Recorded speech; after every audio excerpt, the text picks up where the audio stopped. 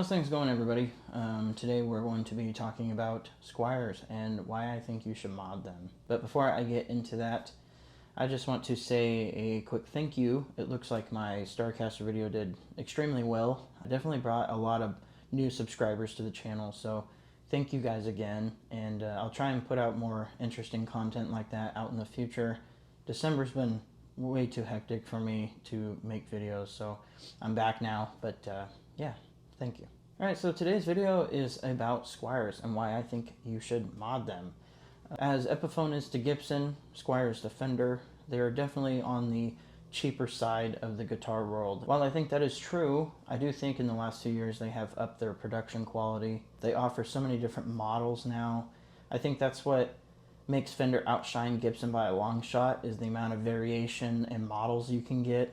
I think Gibson's a little too stuck in their ways in that aspect. You know, also the beauty of Fenders / Squier guitars is that you can take them apart and modify them as much as you'd like to your own preference. Now, I should state that the whole premise of this video is that this is all personal preference. I definitely feel like if you're going to spend a lot of money on a guitar, definitely make it how you want it to look, because you're going to be spending a lot of time with this thing. So that's my answer. Price ranges for squires can range anywhere from $140 to a few $100s. You know, I've seen some that go for $500, some of the newer models. I think what's really cool about these is that you can put newer parts on them, or genuine Fender parts, and still have a full-fledged model before you even get to the $1,000 range.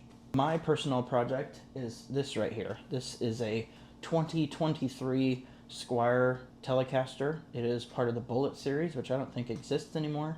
But when I got my Squier, I actually bought it from Guitar Center on sale. I think it was $150. And when I pulled it out of the box, I was pretty dismayed by the amount of rust that was on the guitars. The strings had to get changed immediately. The pickups and the neck, all over the frets, it had rust. It looked pretty bad. Guys, I just wanted to show you guys this neck that came on here. It was stained somehow out of the box. I don't know what that is, but I could not get it off. And it just looks really bad. Like, I know the guitar was $150, but they had a shim in there. They the frets weren't finished, so it grabs. It was just very uncomfortable, and it's a more modern kind of shape, so it is what it is. So my first upgrade to this thing was going to be the neck, for sure.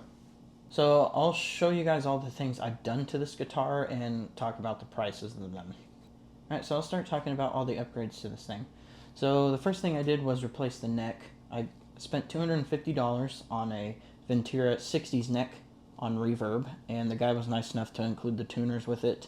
And he took really good care of it, and he oiled it just before he shipped it to me, so that was great. But I threw that on, it bolted on just right. I didn't have to do any modifications, and to kind of partner with that, I ended up getting a Fender neck plate just to make it look a little more official. The next thing I did was get a white pickguard for it. That was about 25 bucks. It originally did come with a mint green pickguard, which looks a little more classic. In retrospect, I should have kept it on. However, it's signed by an artist that I really like, so I didn't want it on here.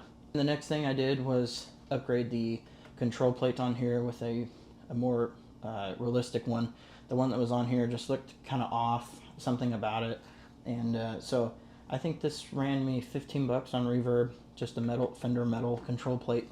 That's it. So my future plans for this are really just the electronics. It's all that's left. I definitely want to upgrade the bridge to a more modern standard Tele bridge. It is not a hardtail, and I do not want to drill through this thing, so I'll definitely try and find a bridge for that. The pickups are the main part, so just the electronics. The pickups are standard, and they actually don't sound that bad, but I definitely want like either Twisted Tele pickups in here or Texas Specials. They're a lot more hot, and I like that. So what has this cost me? So this is modeled after a Ventura 2 60s Telecaster. In fact, side by side, I'll include a picture. It looks just like the Ventura Telecaster. This cost me about 500 bucks, maybe. Now that isn't with all the rest of the upgrades, but it is still less than $1,000 and will put me under $1,000. Now the Ventura 2, I think cost about 12 to 13 depending on where you get it. You can probably find them cheaper on Reverb, but still, I got a full-fledged nice guitar that plays great and looks great for under $1,000, and that's the whole point of this video. Now, obviously, it's all about how much money you want to invest into a guitar. I think the problem with us guitar players is we amass a lot of guitars because we see how cheap these things are, and then we see how much potential they have in them. So we buy them cheap, and then we upgrade the crap out of them, and then you got a great guitar. And the next thing you know, you got 30 of them. So anyways, yes, I do think you should modify them because you can make these guitars into great ones, especially if you have a cheaper end model. There's no point in just dealing with the guitar the way it looks and everything. And like I said, you know, if you're going to spend a lot of time with this, might as well make it look nice.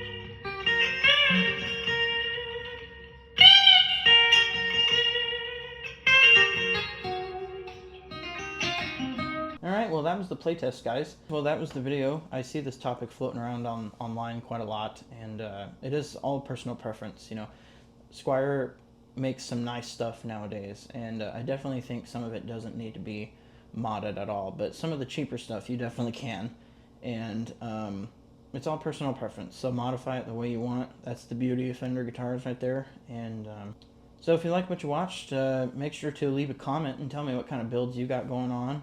I'd love to hear them, and like and subscribe for more. Thanks, guys.